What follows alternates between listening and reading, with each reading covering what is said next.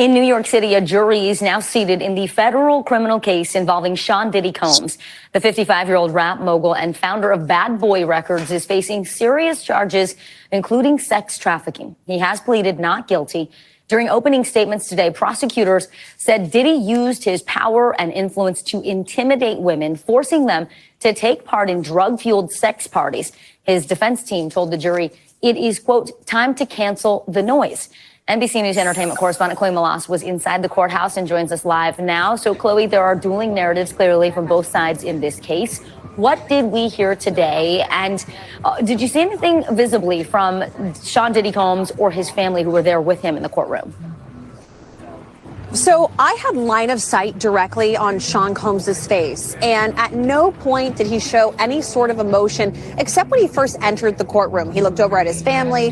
He looked so happy to see them. He also hugged his legal team. But what you heard from his lawyers is that all of these relationships were consensual, that you were going to see and hear many things. You're also going to see that CNN security video of him brutally beating an ex-girlfriend of his by the name of Cassie Ventura. But they say that that is domestic violence and that he is not charged with domestic abuse, that he is charged with racketeering, sex trafficking, and that prosecutors aren't going to be able to prove that. Now, when you heard the prosecutors' opening statements, they paint a very different picture, that he ran a criminal organization, that he used his businesses and his employees, some of his employees, to carry out illegal activity, that he engaged in all sorts of things like forcing women that he was either in a relationship with or women that he knew to force them to take drugs, take part in parties known as freak-offs with male escorts, and also film them and film these incidents and use it as blackmail to keep them quiet for years. We could actually hear from Cassie Ventura as early as this afternoon, and you can imagine that her testimony is going to be pretty powerful. Yeah, stay there, Chloe. The jury just returned from a quick break. Who else are the key witnesses that are expected to take the stand?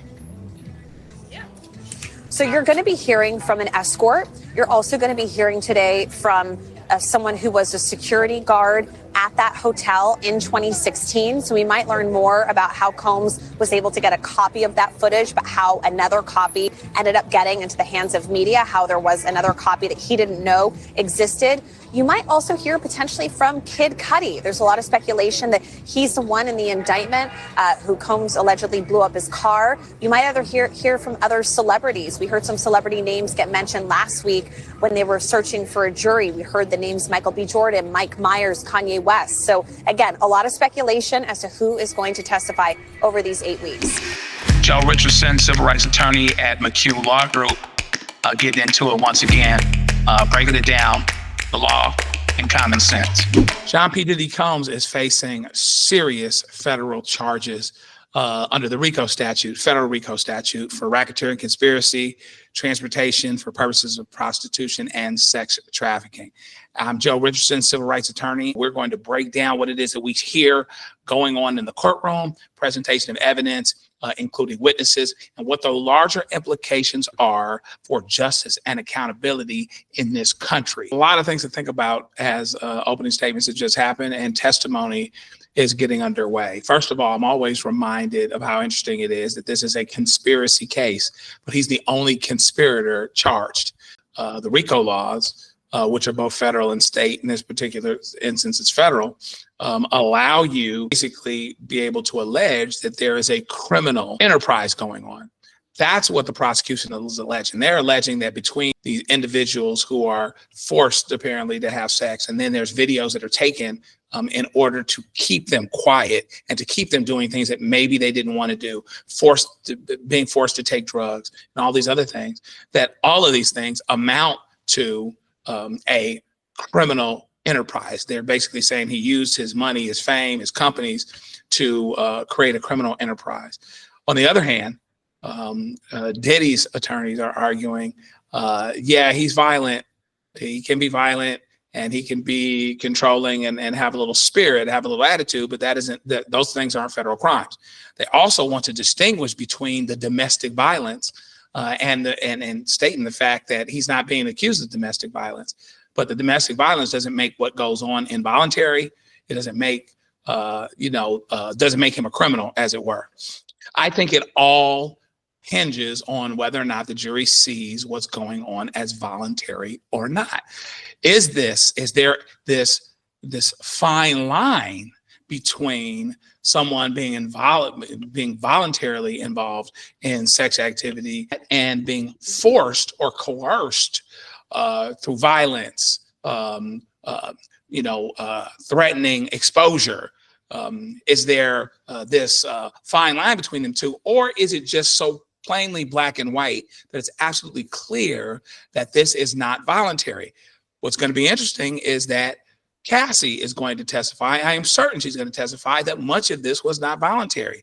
Other people that are going to testify that he was in sexual relationships with, Diddy was in sexual relationships with, they're going to say the same thing. And so Diddy's challenge, I guess, is going to be that despite the fact that people that were participating may state that they were not voluntarily doing so, they were voluntarily doing it. I might be, oversimplifying it a little bit, but the idea that this is voluntary versus not voluntary is absolutely a key thing. So you've also got all of these other elements. You've got sex trafficking. You've got celebrity sex trafficking.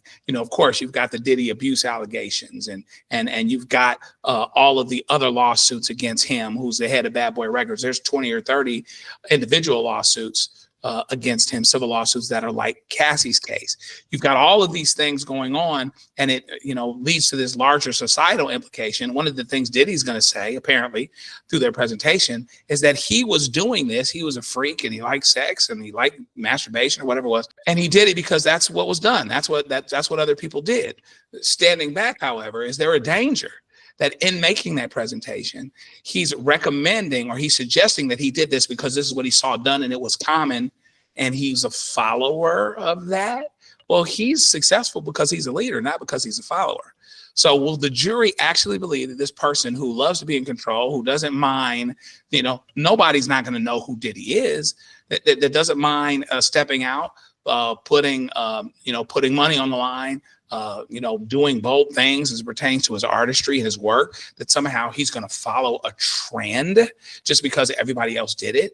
And if it is common, you do hear stories about these things, does that mean that because it's common that it's okay and it's legal and it's normal? I would be surprised if the people on the jury had experienced similar things, even if they've heard about them. So does that make what's going on normal, or does that make what's going on abnormal? It's going to be interesting because how one feels about someone in general, how one feels about entertainers, how one feels about, the record business, about hip hop, about fill in the blank, may help to identify the window through which the jury looks at what it is that he's doing. Diddy's got to be careful about acting like we did this because that's what was done. He's got to be able to own the things that he's done. What was going on was voluntary and consensual. But what part of it was being beat up? Voluntary and consensual. Was being threatened, filmed, using drugs when they'd never used them before? Those types of things. Were those things voluntary? Hopefully, if for his sake, this is something that people would look at and say, well, not necessarily something I do myself. Not necessarily something that I'm into. Not necessarily something I'd see or that I've seen other than hearing about it. But if these people continue to be involved, if they continue to be around, it must be voluntary.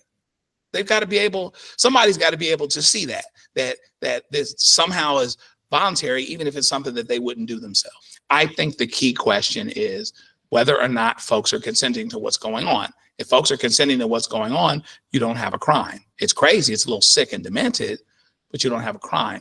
If they are not, then you get in the area where you can argue that this is a criminal conspiracy and a criminal enterprise where people were forced to be involved, to continue to be involved, and to stay quiet, even if and when they didn't want to be involved. So lots of questions, lots of larger societal questions. What do we do with this? If this is actually normal, like Diddy says, well, what do we do with that? How do we feel about that? And what does the jury do in terms of their decision that has the potential to suggest a larger message for society? Because I do agree with Diddy that a lot of these things seem to go on, or at least we hear about them, right? But what does that mean? And does the jury's message, whatever the message might be, will that be a message for larger society as it pertains, and a message for the entertainment industry? Are celebrities likely to be more accountable? Will they take this message saying you got to be careful, just like the criminal prosecutions that use rap lyrics say that maybe you need to be responsible for what you say on record? Maybe this says you should be responsible for what you actually do.